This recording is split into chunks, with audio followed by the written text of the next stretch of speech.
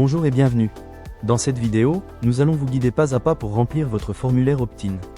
Ce document est essentiel pour officialiser le choix de votre plateforme agréée réceptrice, dans le cadre de la réforme de la facturation électronique. Il permet de recueillir votre consentement formel, et de garantir votre bon enregistrement dans l'annuaire, à la date d'effet que vous choisirez. Sachez que ce document pourra être modifié par la suite, selon vos besoins. Si certaines informations sont manquantes aujourd'hui, pas d'inquiétude, vous pourrez enregistrer votre formulaire et finir de le compléter plus tard. Rentrons maintenant dans le vif du sujet. Dans cette partie, nous souhaitons recueillir les informations liées à votre entité, ainsi que celles de son représentant légal, ou d'une personne disposant d'une délégation de pouvoir. Les trois champs encadrés concernent la personne qui signe le formulaire et qui aura le droit d'accéder à la plateforme agréée. Cette personne peut être le représentant légal de l'entité, ou le représentant disposant d'une délégation. Pour rappel, le représentant légal est la personne figurant sur le CABIS, ou les gérants de l'entreprise. Le représentant délégué est une personne autorisée par un document officiel à signer pour le compte du représentant légal. Il faudra indiquer son nom, prénom, fonction et l'adresse e-mail. Les trois champs suivants concernent l'entité qui nous donne mandat, donc généralement votre entité mère, c'est-à-dire celle qui a autorité sur les autres entités à déclarer. Vous devrez renseigner sa dénomination sociale, les 9 chiffres de son numéro SIREN et son adresse postale au format indiqué en description. Dans le troisième bloc, indiquez la date d'effet du mandat, c'est-à-dire la date à partir de laquelle vous souhaitez qu'il prenne effet. Nous vous recommandons de choisir la date du jour de la signature du formulaire. Cela permettra de sécuriser votre enregistrement dans l'annuaire côté Esker. Il est important de noter que cette date ne détermine pas la mise en production de votre ligne d'adressage, qui sera définie plus tard dans la vidéo.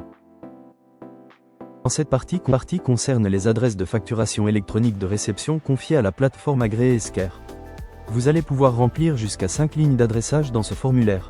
Si vous avez plus de lignes à déclarer, veuillez contacter votre prestataire informatique. La première partie, adresse de facturation et SIREN, concerne l'adresse sur laquelle vos fournisseurs vous enverront vos factures. Dans le premier champ, intitulé « SIREN », vous devez renseigner le SIREN de l'entité pour laquelle vous donnez mandat à Esker comme plateforme agréée. Généralement le numéro SIREN suivi du numéro SIRET, puis sa forme associée, dans le bandeau déroulant. Si toutes les adresses SIRET liées à un même SIREN utilisent Esker, vous pouvez simplement indiquer SIREN-8XXX et préciser dans le champ forme le type SIREN.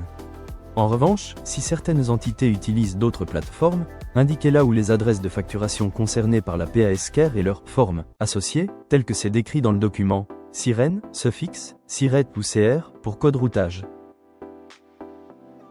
Si vous aviez déjà déclaré une PA et que vous souhaitez la changer pour Esker, cochez la case « J'ai déjà une PA » et renseignez la dénomination sociale et le numéro de SIREN de l'ancienne PA. Enfin, le troisième bloc porte sur les informations de validité du mandat. Renseignez la date d'effet, c'est-à-dire date à laquelle vous serez en capacité de recevoir vos factures via la plateforme agréée Esker pour cette ligne d'adressage, puis complétez le numéro de mandat. Ce numéro se compose du SIREN de votre entreprise, du SIREN d'Esker, de la date d'effet au format année-mois-jour, et du suffixe --+01.